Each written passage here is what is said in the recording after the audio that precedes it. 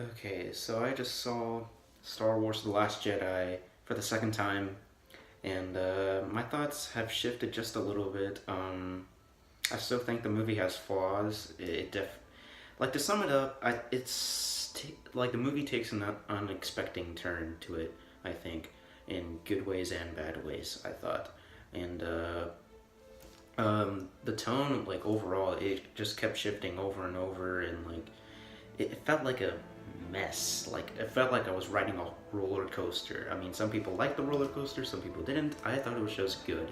That's a way for me to sum up the movie. Like it has its ups and downs. Um, I thought the humor, for the most part, it was solid. I guess. I mean, there was two people. I'm pretty sure there was two people that sat next to us that laughed at every joke, like literally every joke in the movie, and I was like, okay, you guys, it's not that funny. It's not that funny. But they couldn't help but laugh, and like you can tell that the humor in the movie wasn't that great, and that just tells you a lot about some of the viewers who watch this movie. I guess it all have to depend on their sense of humor. I guess I just didn't find the film to be that funny. And some of the flaws that I said in the previous review, I still thought they were present there.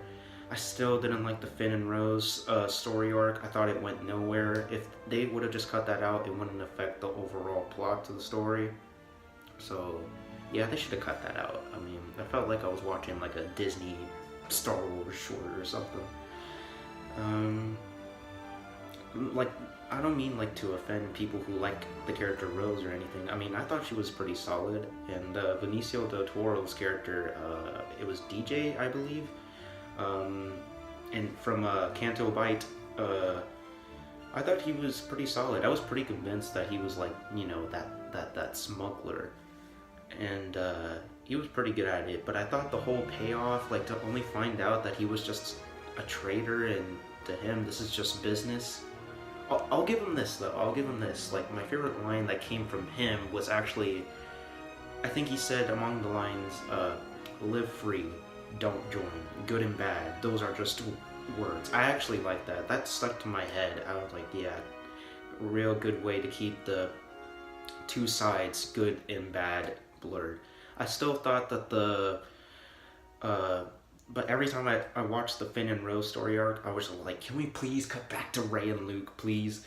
And Ray and Luke, the whole arc with them, I still think it's like the best part about the movie. I wish we knew a little more about what balances the Force and like the dark side and all that. One of the questions I have about the movie, this is one of the many actually, is that how is Ray able to master the Force so quickly?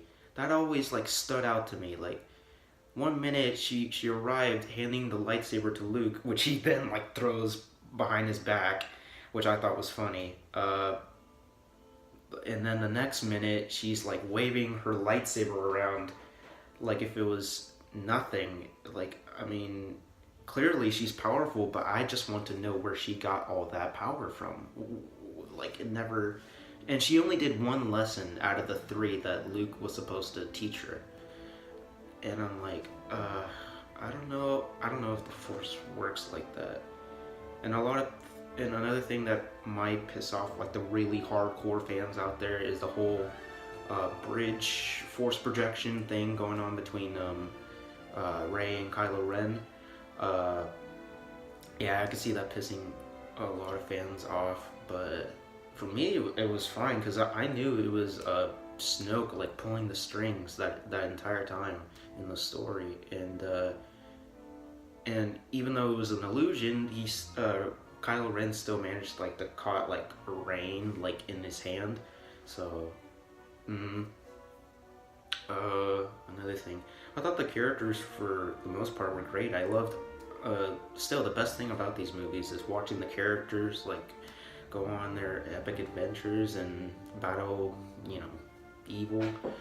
Um, and I thought the another thing that really bugged me about the movie is uh, Leia not dying, like in the bridge. Kylo Ren was going to blast her like in his ship, and but he hesitated, and then his troops, the escort troops, blasted rockets at the bridge where Leia was at, and Admiral Akbar. We don't see him, but they assumed that he died, and I'm like, ugh, okay. And Leia, she just got sucked out into space, and then wait, she gets pulled back in by the Force. She does it herself, goes in like freaking Superman. I have no idea how that works. I thought she was going to be dead, but apparently not. That was just a fake out. That was one of the things that bugged me about the movie, is that she didn't die there. And then I was ready too. Like, I had tears the first time I watched that, and the second time I watched that, it still hurt. Like, when I watched that scene, and really bugged me. Like, you know what they should have done, like, in the movie? Remember when Admiral Holdo was gonna use the light speed to crash, like, the dreadnought? I don't know if Snoke's ship has another name, but she was gonna use the light speed to crash into the ship, and the two ships would collide, giving the Resistance enough time to flee to the planet Crate. But I always wondered, like, what would happen if two ships were to hyperspace into each other, but now I know. Anyway, I'm saying, Leia should have been the one piloting the ship and ramming into the dreadnought.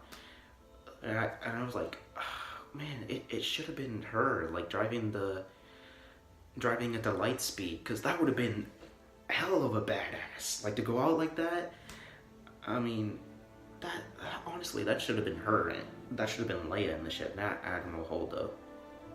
Another thing that my brother pointed this out when we watched the movie. He said that the movie would have been a lot more interesting if there was like a traitor on board the Resistance ship, like instead of the First Order tracking down the ship through light speed. Yeah, and I couldn't help but think, yeah, there's like a million other ways they would have done that. It would have turned into like a Guess Who game, like, okay, who's been like revealing our location to the First Order or something. That would have been a hell of a twist if they'd done that. It would have been a lot more entertaining too. Instead, we just got whatever that was in Canto Bight. I don't get the point of that. I mean, I guess it's to show like a different part of the galaxy, I guess. I mean, I guess it worked. Anyway, yeah. I thought Poe Dameron was pretty cool, as always. Another thing I noticed was when, you know how the people who always, like, rebel and who's always, like, turned on, like, people think he's wrong, but he's really the one that's right? I noticed that in a bunch of movies, and those who get accused of being wrong are always the ones that are right about something. So I knew Poe Dameron was making the right call.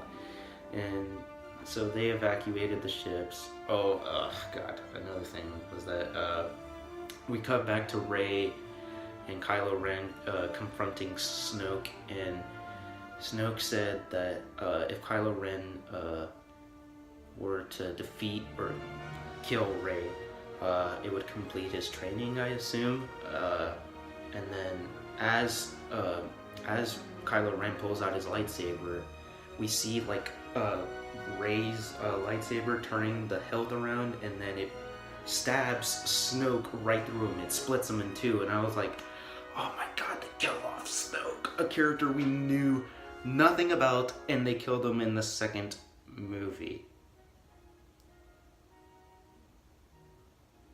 Okay. Why would they kill him off in the second movie? I don't know. What was the point of that character? I don't know. How is he that powerful? I don't know. Like, all these questions surrounding Snoke, and like that, he's gone. And I'm like, it hurts. And I was the only, and I remember the first time I watched that scene in the theater, I was the only one that was like, what the fuck? I mean, I didn't actually say it, but I thought it in my head, and everyone was like, yeah, cheering on.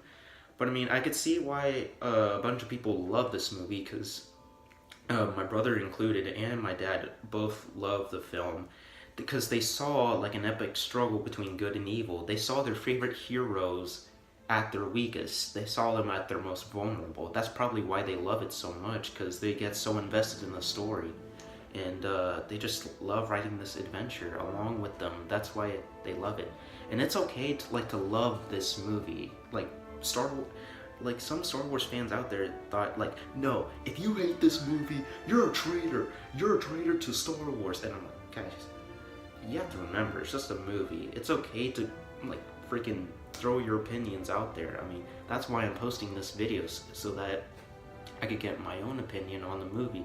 I just think it's good. Just good. It was an enjoyable movie. I was entertained throughout. The visuals are eye candy for me, and I love seeing Luke in action, and I thought the whole Finn and Rey reunion was heartwarming for me. And a lot of interesting stuff happens in the movie. I love it, and the music I thought was even better here. So yeah, lots of nods to the original. The Yoda cameo put me in tears. I was literally crying. And I love how they turned him into a puppet again. Well, kind of. I mean, he still looked kind of off, but still, the thought is what counts. Yeah, I mean, there was a lot of things I liked and a lot of things I disliked. So I could see people hating it, but I could also see people loving it. Because, I mean, that's what sort of movies are all about, right? Making your own opinions, thinking for yourself, those kinds of things. And to enjoy it, and yeah, I mean, if you love the movie, great. If not, bummer. I mean, I thought it was just good, and I'm still glad that I saw it. I mean, my thoughts haven't changed about the movie. I mean, if I were to grade the movie, I'd probably have to give it like a 7 out of 10.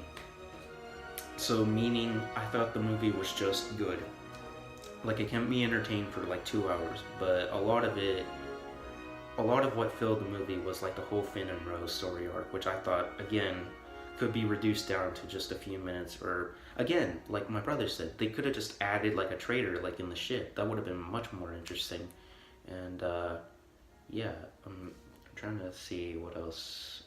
Captain Phasma, her death.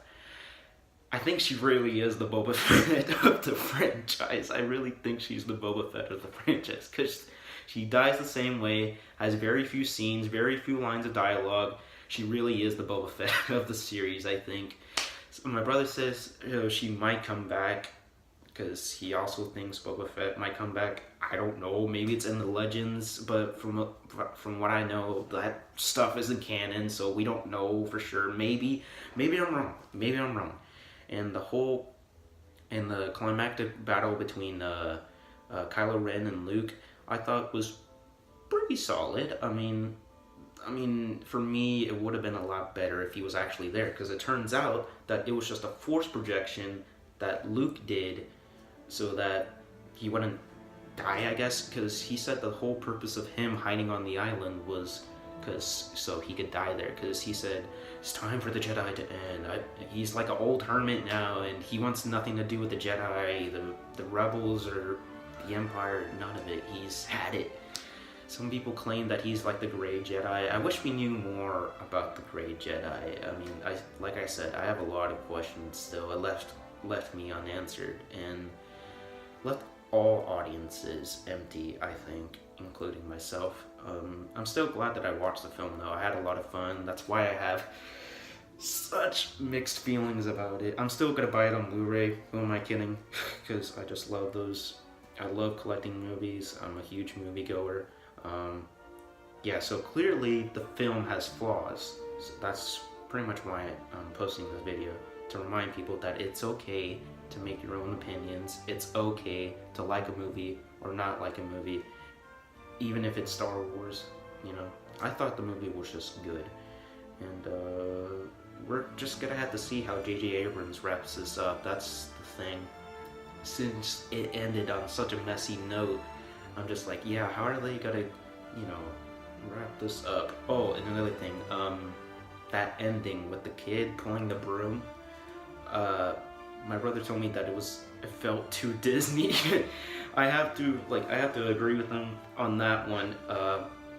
Yeah, it felt a bit too Disney for my taste, but I kind of like the idea that the Force can pretty much come from anyone. Like, it could come from the average person, and I thought the fact that Rey is pretty much a nobody, I actually like that idea, but the one thing that still doesn't add up is that how does she still have that much power and how she was able to master it so quickly? I mean, Kylo Ren had training, that's different.